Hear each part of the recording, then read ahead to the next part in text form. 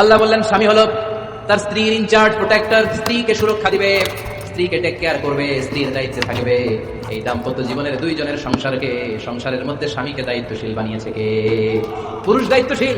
পুরুষ কখনো নারীর ক্ষতি করে না, সুপুরুষ নারীর ক্ষতি করে না, ঠিক কিনা? দাম্পত্য জীবনে অর্থনৈতিক যত দায় দায়িত্ব আছে সব আল্লাহ তাআলা পুরুষের কাঁধে দিয়েছে। কার কাঁধে? এই দাম্পত্য লাইফে নারীর কোন অর্থনৈতিক দায় দায়িত্ব নারীর কাঁধে আল্লাহ দেয় নাই। এজন্য সব অর্থনৈতিক দায়িত্ব পুরুষের ঘাড়ে। 4টা অর্থনৈতিক দায়িত্ব আছে। পুরুষ নারীকে মহারণা দিবে, পুরুষ নারীকে খাবারের ব্যবস্থা করবে, পুরুষ নারীকে পোশাকের ব্যবস্থা করবে, পুরুষ নারীর জন্য রেসিডেন্সিয়াল ব্যবস্থা করবে, ঠিক কি না?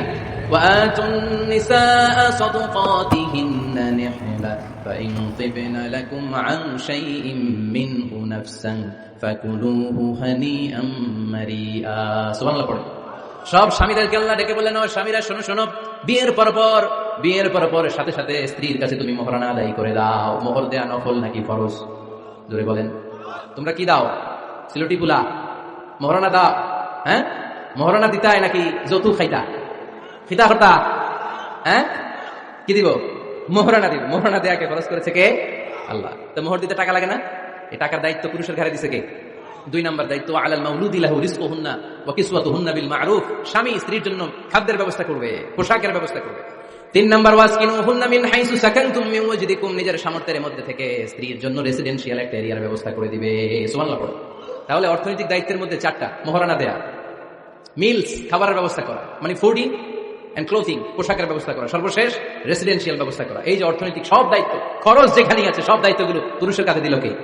চিল্লায় বলেন কে? খরচের সবকিছু আল্লাহ তাআলা পুরুষের কাঁধে দিয়েছেন। এটা হচ্ছে পুরুষের ফিনান্সিয়াল দায়িত্ব। এবার দাম্পত্য জীবনে পুরুষের নন ফিনান্সিয়াল কিছু দায়িত্ব আল্লাহ তাআলা দিয়েছেন, এগুলো আমরা শুনি। 1 নম্বর দায়িত্ব হচ্ছে স্বামীর উচিত স্ত্রীর সাথে ভালো আচরণ করা। ভালো আচরণ করেন তো আপনারা? সালাম দিবেন। স্ত্রীকে কি দিবেন? আল্লাহ বললেন, ওয়া আশিরুহুন্না বিল মা'রুফ। স্ত্রীর সাথে কোমল ভাষায়, ভালো শব্দে, ভালো বাক্যে ভালো কথা বলো। স্ত্রীর সাথে খারাপ আচরণ করো না। স্ত্রীকে দেখলে তুমি মুচকি হাসি দাও।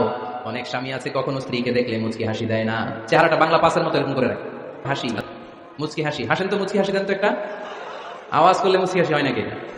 মুচকি হাসি, দাঁত দেখা যাবে না, সাউন্ড হবে না, শুধু এখানে একটু এক চিলতে হাসির একটা ঝলক করবে, এটা বলে মুচকি হাসি। কেন? রাসূলুল্লাহ সাল্লাল্লাহু আলাইহি ওয়াসাল্লাম আকসারু তাবাসসুমান। আল্লাহর হাবিব সাল্লাল্লাহু আলাইহি ওয়াসাল্লাম সবসময় মুচকি হাসতেন। অনেকে আছে চেহারা গোমরা করে রাখে, জীবনেও হাসে না, এরকম আছে না? নাই? দেখছেন এরকম আছে? এলাকায় তো নাই না? আছে। হাসবেন, মুচকি হাসতে পয়সা লাগে না? পয়সা লাগে? এজন্য হাসবেন। আল্লাহর হাবিব সাল্লাল্লাহু আলাইহি ওয়াসাল্লাম বলেছেন, ফাস্তাউসু বিন নিসাই খায়রা। নারীর সাথে ভালো আচরণ করো। নারীদেরকে বাঁকা পাজরের হাড় দিয়ে তৈরি করা হয়েছে। এই হাড়কে সোজা করতে গেলে ভেঙে যাবে, রেখে দিলে বাঁকাই থেকে যাবে। তো কি করতে হবে? ফাস্তাউসু বিন নিসাই খায়রা, কোমল আচরণ করো। আবার আল্লাহর হাবিব সাল্লাল্লাহু আলাইহি ওয়াসাল্লাম বললেন, রিফকাম বিল কাওয়ারিদ। নারীদেরকে কাচের তৈজসপত্র, বাসনের সাথে, গ্লাসের সাথে আল্লাহর হাবিব সাল্লাল্লাহু আলাইহি ওয়াসাল্লাম তুলনা করলেন। কাচের তৈজসপত্র, কাচের গ্লাস, কাচের প্লেট যেমনি আস্তে তুলতে হয়, আস্তে রাখতে হয়, নারীদের সাথে এরকম কোমল আচরণ করার আদেশ দিয়েছে কে? কাচের গ্লাস, তৈজসপত্র, জগ কিভাবে রাখেন আপনারা? খুব জোরে এরকম থপাস করে নাকি? উঠানোর সময় থপাস করে উঠান? খুব স্মুথলি এটা ধরতে হয়, স্মুথলি এটা রাখতে হয়। তেমনি নারীদের সাথেও স্মুথলি আচরণ করবে।